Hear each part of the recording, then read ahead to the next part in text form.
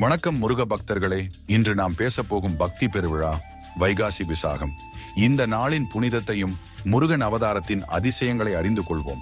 முன்னொரு காலத்தில் அனைத்து லோகங்களையும் தன் கட்டுப்பாட்டில் வைத்திருந்த ஒருவன் தான் சூரபத்மன். தீமையும் அகங்காரமும் நிரம்பிய அவனை கண்டு தேவர்கள் கூட திகைத்தார்கள். அவர்களது ஒளியும் சக்தியும் மங்கியது. அதனால் அவர்கள் இதற்கு ஒரு தீர்வு தேடி பரமசிவனிடம் ஓடினர். பரமசிவன் தனது திருக்கண்களில் ஒன்றை திறந்தார். அந்த கண்ணில் 6 சுடர் ஒளி பிறந்தது. அவை விண்ணை வெட்டி பூமிக்கு வந்து சரவண பொய்கை தாமரை குளத்தில் விழுந்தது. விழுந்த 6 சுடர் ஒளியும் 6 குழந்தைகளாக மாறினார்கள். அந்த 6 குழந்தைகளையும் கார்த்திகை பெண்கள் வளர்த்தனர். பின்னர் சக்தியின் ஆசீர்வாதத்தால் அந்த 6 உருவங்கள் ஒன்று சேர்ந்து ஆறுமுகன் பிறந்தார். பார்வைக்கு சிறுவன், ஆனால் சக்திக்குள் புனித சக்தி.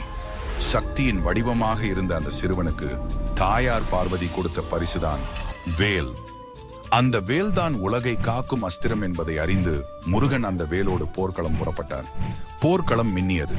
சூரபத்மனுடனான யுத்தத்தை பார்த்த சூரர்களும் தேவர்களும் வியந்தனர். 2ஆம் நாள் போரில் சூரபத்மன் தன் சகோதரன் சிங்கமுகனை இழந்தான்.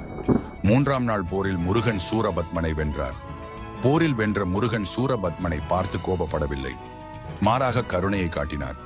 சூரபத்மனை மயிலாகவும் சேவலாகவும் மாற்றினார். அதிலிருந்துதான் மயில் வாகனமும் சேவல் கொடியும் முருகனின் அடையாளமாக ஆனது. இந்த அதிசயம் நடக்க முருகன் அவதாரம் எடுத்த நாள்தான் வைகாசி மாதம் விசாக நட்சத்திர நாளாகும். அதனால் இந்த நாளை வைகாசி விசாகம் என கொண்டாடுகிறோம். இந்த நாளில் பக்தர்கள் விரதம் இருந்து முருகன் மற்றும் வேலை மலரால் அலங்காரம் செய்து பாலாபிஷேகம், குங்கும அர்ச்சனை செய்து வழிபடுகிறோம்.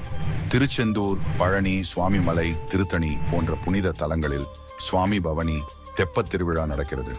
இந்த வைகாசி விசாக நாளில் முருகன் உங்கள் வாழ்வில் ஒளி ஊட்ட, வாழ்வில் வெற்றி, அமைதி மற்றும் ஆனந்தத்தை அருள வேண்டுகிறோம். ஓம் சரவண பவா. முருகனின் அருள் எப்போதும் உங்களோடும் இருப்பதாக வாழ்த்துகிறோம். இந்த பக்தி செய்தியை மற்ற முருக பக்தர்களுடன் பகிருங்கள். வணக்கம்.